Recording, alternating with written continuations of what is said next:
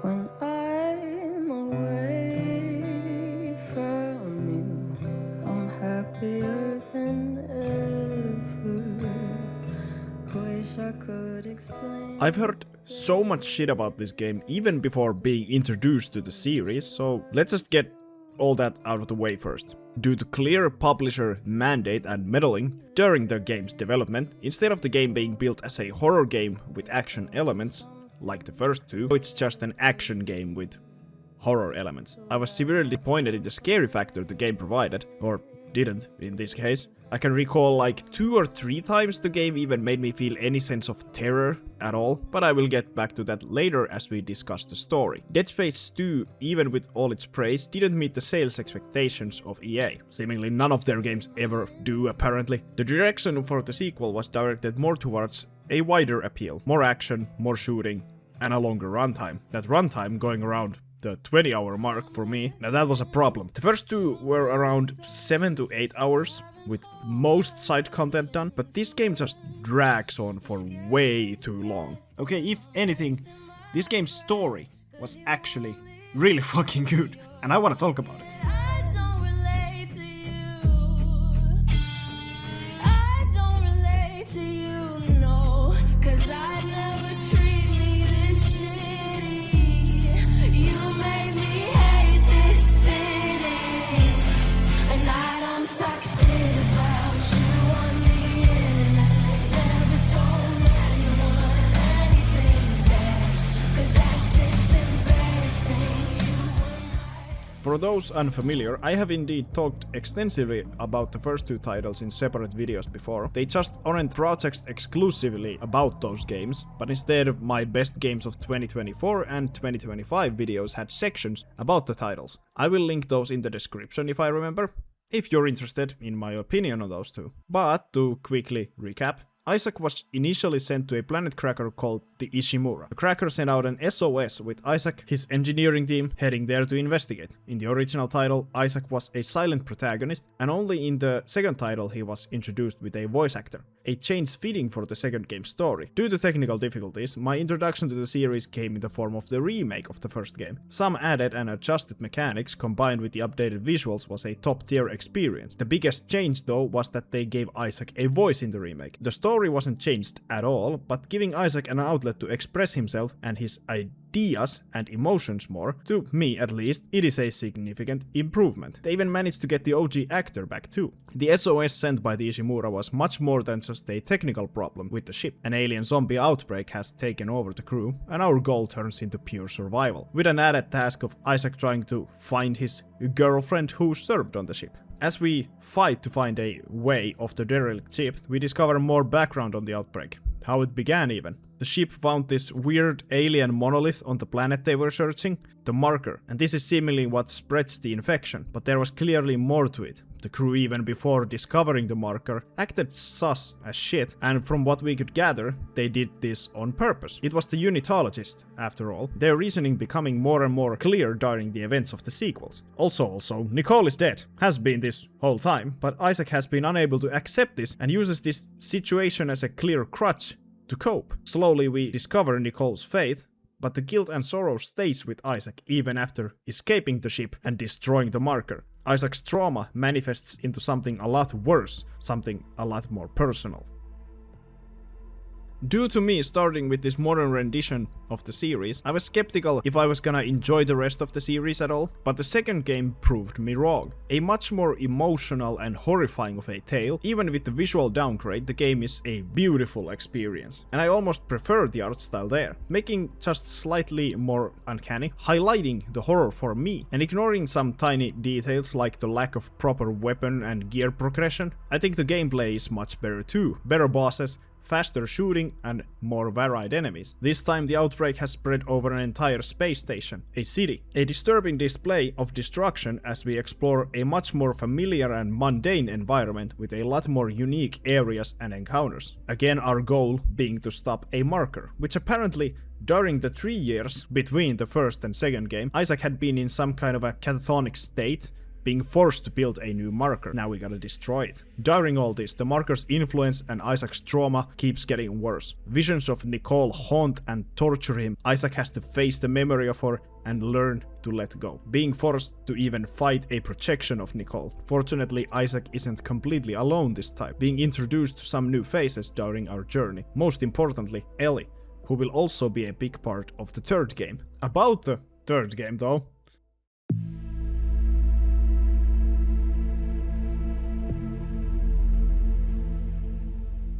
story-wise, I did enjoy the experience for the most part. The cheesy love triangle was cringy at worst, and the very little characterization given to the new cast didn't help. This time we interact face to face much more often with our squad compared to the previous titles. Our journey begins in Isaac's very own apartment. Oh wait, never mind, we begin with a flashback to a completely different character. I like this section, giving us a tease for the journey environment we'll be seeing later on, and also giving us a good hint for the background of the story. But why though? I already complained about the runtime for the game, so many sections drag out and new story segments felt miles apart. So inserting all this information in between story sections, even with these some kind of flashbacks, could have made the middle section of the story less boring. Alright, now to Isaac though, in the middle of a sprawling city. Some bitches come and harass Isaac, and guess what the problem is? A completely new outbreak. How did you know? Not initially, but that happens in less than 30 minutes. Anyway, this outbreak is different. Or at least the necromorphs are. Never found out why this is during my initial playthrough, and I cannot for the life of me find a definitive answer as to why suddenly the necromorphs are now so human-like, almost like zombies. Doing some research, I found a couple of different answers. Lore-wise, some said that maybe the infection has evolved, making the subjects more human-like to survive the planet they're on. But this gets debunked immediately because of the starting section with Isaac on his home planet. Someone said it might be due to studio meddling, wanting to make the enemies more basic zombies for wider appeal. And some said even the devs wanted the infected to be more human-like because it's scarier. But you tell me which is scarier.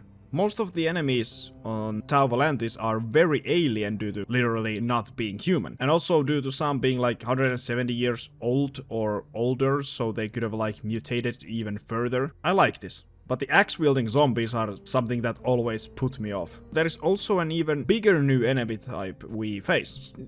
Like actual literal humans. Just straight up.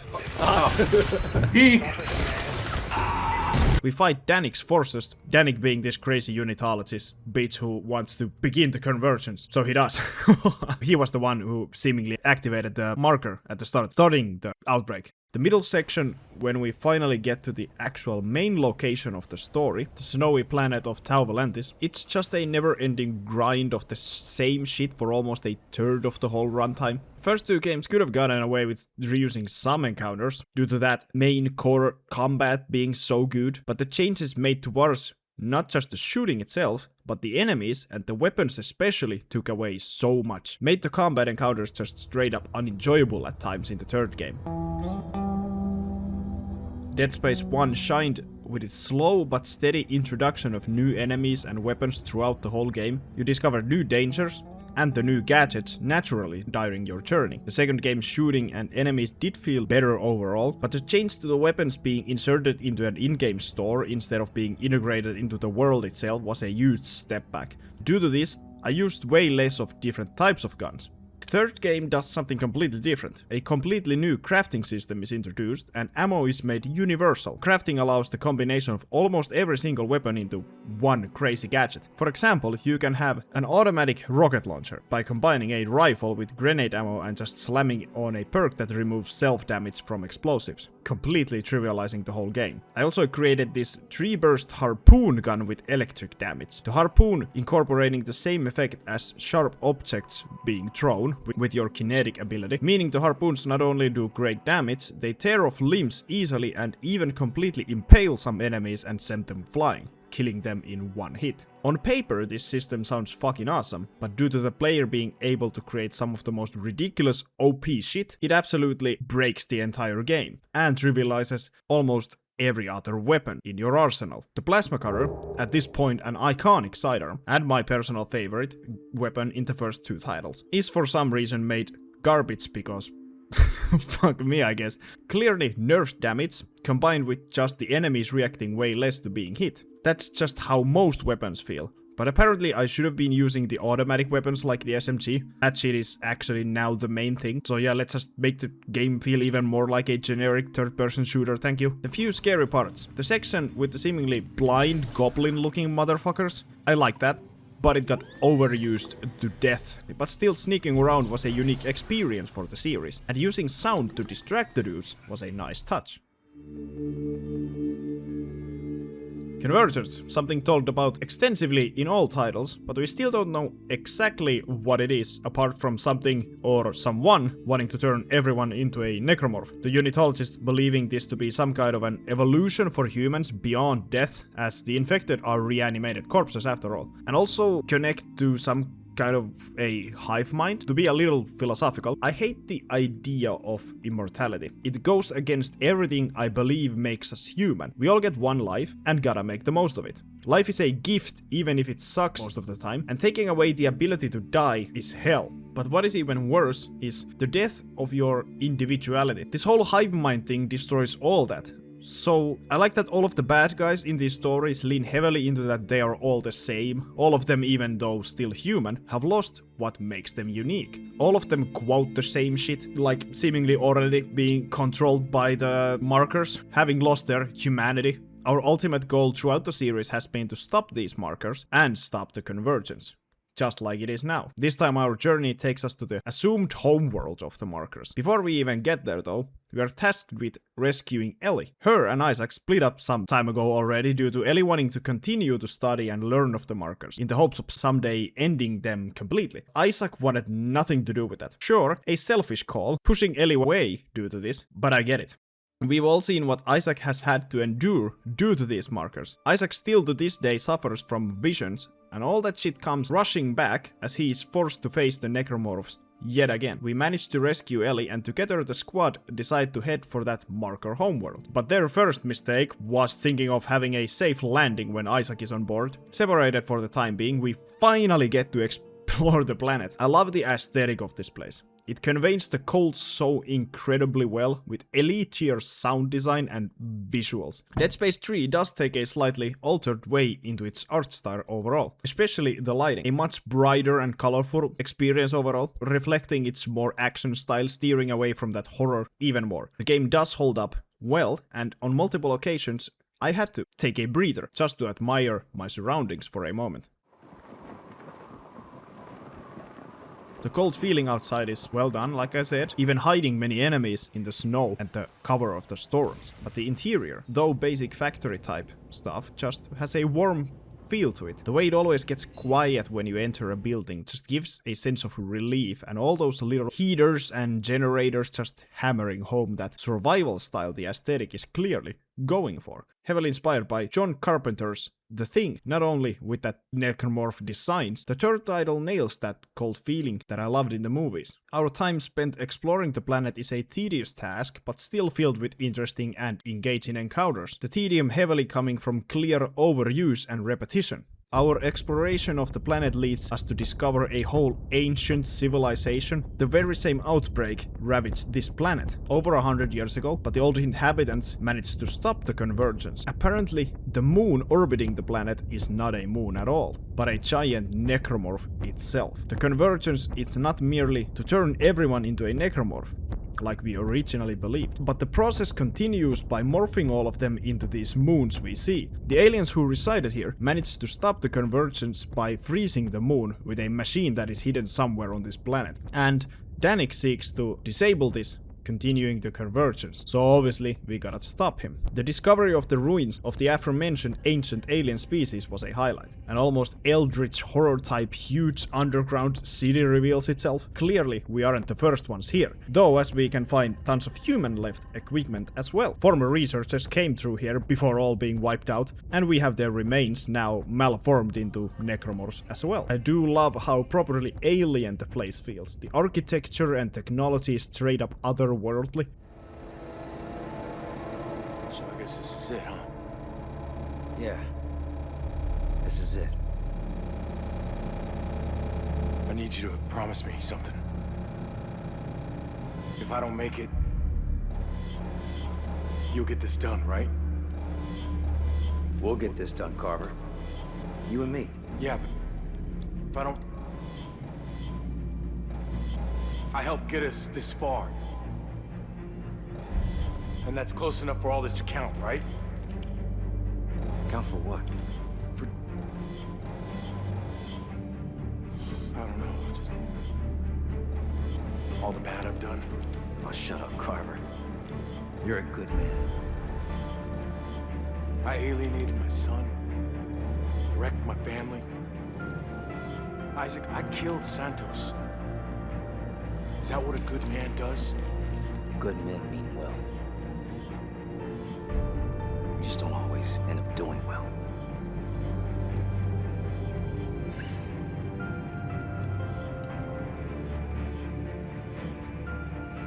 This way! Clear that rubble!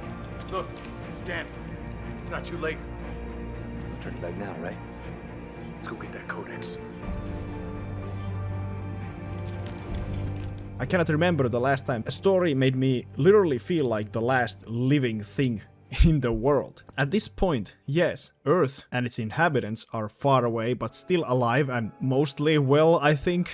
Isaac and Carver are the only ones left of our squad, and Danik is somewhere still with Ellie. Yeah, somehow she survived the dramatic explosion cutaway sequence. I genuinely thought she was dead. Her confession of love hammered it home for me. Isaac sadly never got to return those words. The very end of the game highlights a big flaw with the story though. That is Carver. For the first time in Dead Space history, there is a co-op mode. You can play through the entire game with your friend. One controls Isaac and the other Carver, who apparently has a completely unique story and unique cutscenes and sequences as well, which I love the idea of it. Except all of those are completely removed in the single player version. So it was kind of weird when towards the end of the game his role got a surprising amount of focus out of nowhere. The little he gets is not bad though, and I don't even mind. Carver's change from this whole mission goes first type motherfucker to a man who is willing to sacrifice the whole human race just to save Ellie would have made more sense for Isaac to do this, in my opinion, especially because I missed all of Carver's development due to playing this game alone. But whatever. The Brethren moon activates, and we get a final gigantic battle against the thing. An okay fight, mostly focusing on just hitting its weak spots when they appear, and avoiding its basic attacks and a lot of fodder enemies. I do love how we use the markers to damage the moon. The one thing that started the whole nightmare Isaac has been through is now being wielded by him as a weapon to save humanity. You know, it's like poetry, it rhymes.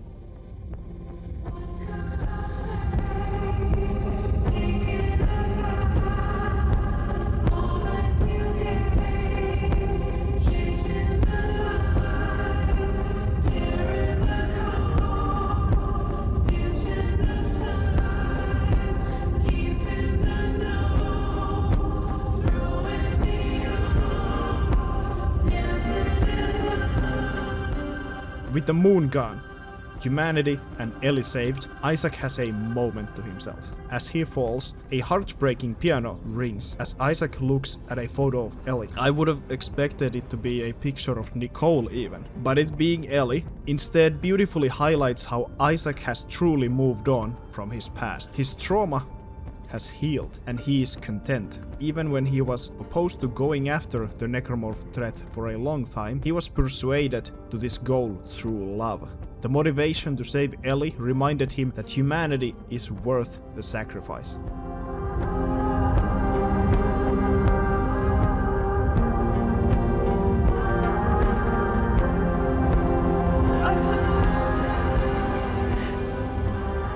You're gone, aren't you? The Marcus Eagle. It's gone too. Isaac, you did it.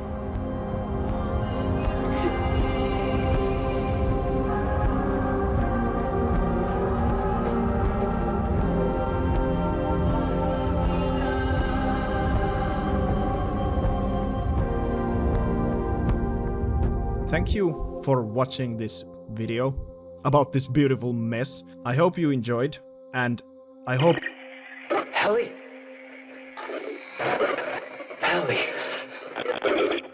There's more? Yeah, Apparently this gorgeous conclusion didn't work for EA, and they wished to release a DLC for the game. Nothing wrong with DLC, the second game had some too. A standalone story from the perspective of one of the people hunting Isaac during the events of the second game. This time though, the DLC is a straight up continuation of the main story. So the literal last chapter of the game is locked behind a paywall. Excuse me, what the fuck? Holy fucking EA moment. Jesus fucking Christ.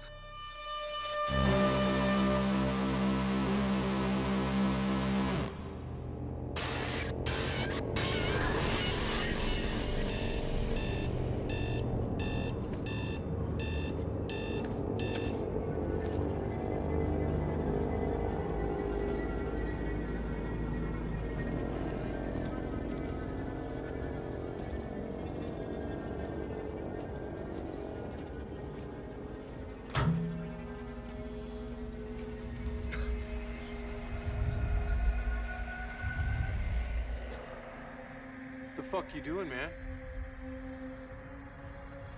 Carver. What are you doing in my apartment? We're not in your apartment. We're not supposed to be anywhere. Aren't we dead? Guess not. That doesn't make any sense. Isaac, you activated the codex. The moon fell. We fell. We continue immediately after the final battle. Isaac and Carver wake up in the ruins of the planet, and even they are wondering how the fuck are they alive. Or, as Isaac says, I still don't understand how we survived. Maybe we did. Well, I'd know if I was dead, man. Man, I don't even know what dead means anymore. Are we necromorphs? Is this what they feel like after the marker reanimates them? Could you be any more crazy? Hell no, we are not necromorphs. We killed the thing that makes them. At least we don't have to put up with that shit anymore. Yeah. No more moon. No more marker signal. No more necromorphs. At least that's on our side. Yeah. Now we're just stuck on this godforsaken planet. Danik had a strong contingent down here hunting us. One of their ships has to be around here. Now that's a good idea. Let's get looking, dead boy. That's not funny. Yeah, it is. ironic that just including this chapter in the video ruined a really good ending for this review, concluding Isaac's story perfectly as he deals a decisive blow to the necromorph threat. The thing is, the DLC is actually really fucking good, better than the main game itself. Immediately, from the very first scene, the interaction between Isaac and Carver, combined with the subtle hint of Isaac's hallucinations returning, is an excellent way to separate this DLC's atmosphere and vibe from the game. And also having Carver experience these hallucinations is a nice touch, showing that both of them are seeing things that aren't really there. At the moment, you first get out of the underground cave and see the Brethren moon on the surface. A beautifully horrifying visual. Every point that Isaac and Carver make as they question their situation builds up the paranoia in the player and makes them question everything as well. The gameplay is exactly as in the main game. A couple of new enemy variants are introduced, but I'll get to them as they appear.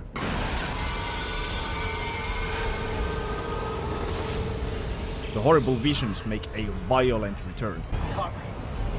Carver, did you see? Yeah, just some weird shit, yeah. How's that possible? No, hey, don't freak out. During the main story, these hallucinations had seemingly left Isaac. We never saw them after Dead Space 2, until now. And now, they're everywhere. And the first encounter with the enemies is one of the most important parts of the story. No. You're dead. Hey! Hey, Norton!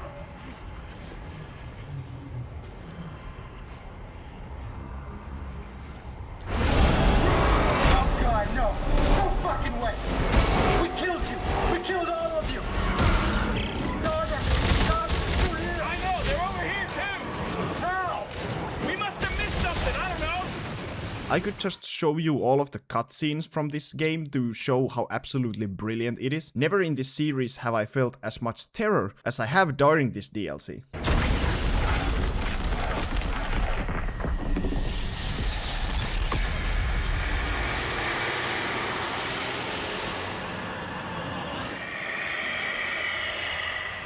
We are all awake now, awake and hungry. But where is it? Take us home, Isaac. Make us whole. The Brethren Moons are awake and beckon Isaac to get home. And immediately Isaac and Carver start to have doubts about returning. Maybe that's exactly what the Moons want, for us to show them a way to Earth. Carver, the other moons, they're awake.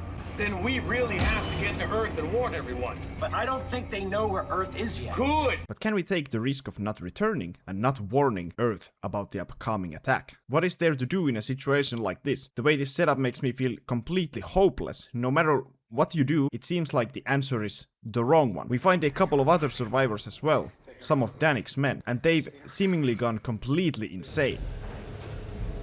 Oh shit! Not again.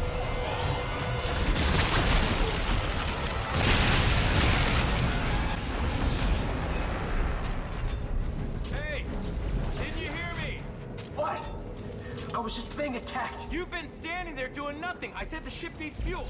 Hit the switch on the big tank down there. So if these enemies were hallucinations, were the ones we faced before even real? As we finally get off the planet, our ship still needs a shock drive for interstellar travel, otherwise we cannot get home to Earth. Isaac and Carver head for the Terra Nova, a ship floating above the planet. They pick up a unitologist signal as well. That can't be a good thing, but it does mean the possibility of life and the possibility of a shock point drive, which is what we need. So Isaac heads in. And in my opinion, this is the single most terrifying section in the entire game. Hello. If anyone out there is still sane, you have to finish the plan. We thought we could use the ship's reactor to power our shock point drive, but they've taken it to the conning tower at mid-station and locked me out. If you can get to the bridge, there should be a way to defeat the lockdown, but you'll need to... No. Time for you to join the church, brother. No! Get off me! Stop! Stop!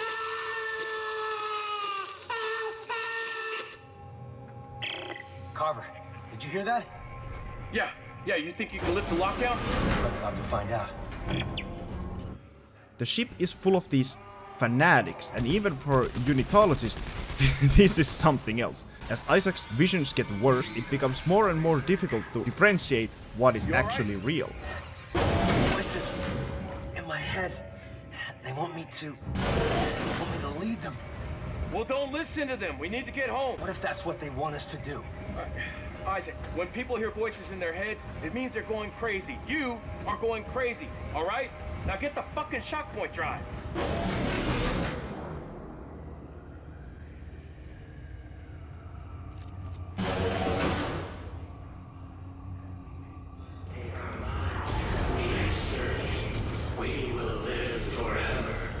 My heart rate spiked to an unhealthy degree, like fuck this shit. The design of these dudes is absolutely brilliant. They're still clearly human, but their faces and hands are forcefully inserted with metal parts and shit, and some of them even sport claw-like appendages on their backs, resembling the limbs of necromorphs. Disturbing yet interesting to look at, but simple enough to understand.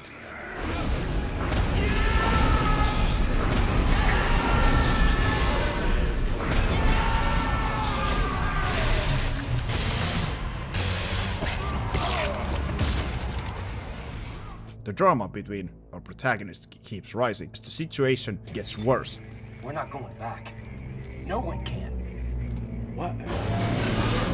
Yes, we can. There's time to warn everyone. Isaac, we can save Ellie. Yeah, I'll bring it to the reactor so I can throw it in. Then we blow the whole thing to hell. No, Isaac, God! You have to listen to me. Oh, to you. Isaac, your brain has been fucked. But are Isaac's and Carver's conversations even real either at this point? I'm not gonna let you kill Ellie. You were just fine letting her die as Danik's hostage. You knew what was at stake. It's your fault the moons woke up in the first place. Fuck you. The hostility between the two burst into a fight, but even that seemed to be a vision forced by the moons. Over to me. You got that? If you want it, you're gonna have to come in here and take it from me. Fine, your funeral.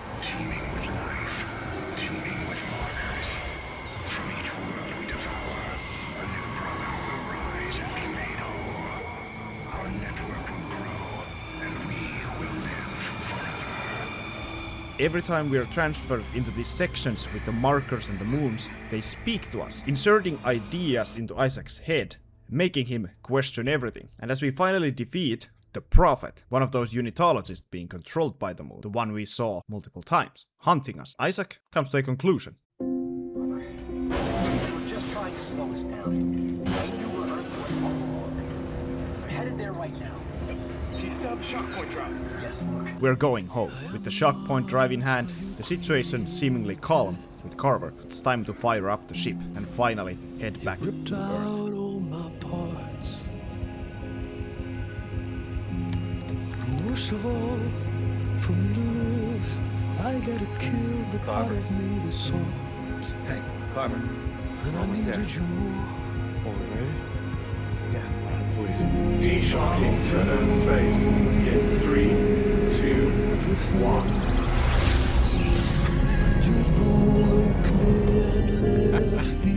Earth Orbital Control, this is Isaac Clarke aboard the CMS Terra Nova requesting clearance over. Are you sure you got the right channel? This is over 200 years old. Change it over, right? Trust me, it's right.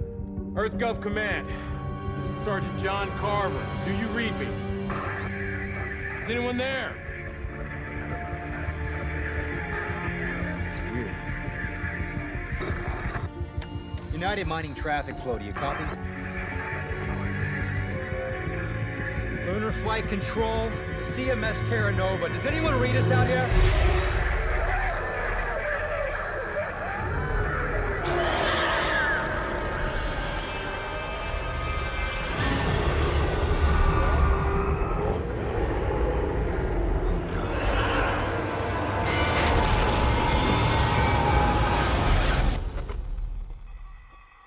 What could have been?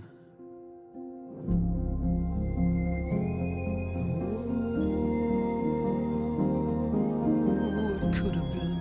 It is such a tragedy to what happened to this series, especially after the success of the remake. A critical success isn't apparently enough. Yet again, EA was after the money. Visceral was shut down ages ago, and plans for the fourth game were apparently a thing. I don't know what to think about the ending of the DLC. Like, actually, I'm just speechless. Did I enjoy the game? Mostly yes. Did I enjoy the DLC? 100%. It is actually just really fucking good. I love it to bits. I love the series. It has become very important to me in the past few years that it has taken me to completely actually like properly play through it. If you enjoyed this video, thank you for watching. Leave a like, it helps a lot. It took a lot of time to make this video. And I hope you would like to check out my other videos where I talk about Dead Space. Again, thank you for watching, and I hope I'll see you again next time. Goodbye. I hope you know we had everything. When you broke me and left these pieces, I want you to hurt like you hurt me today. I want you to lose like I lose when I play.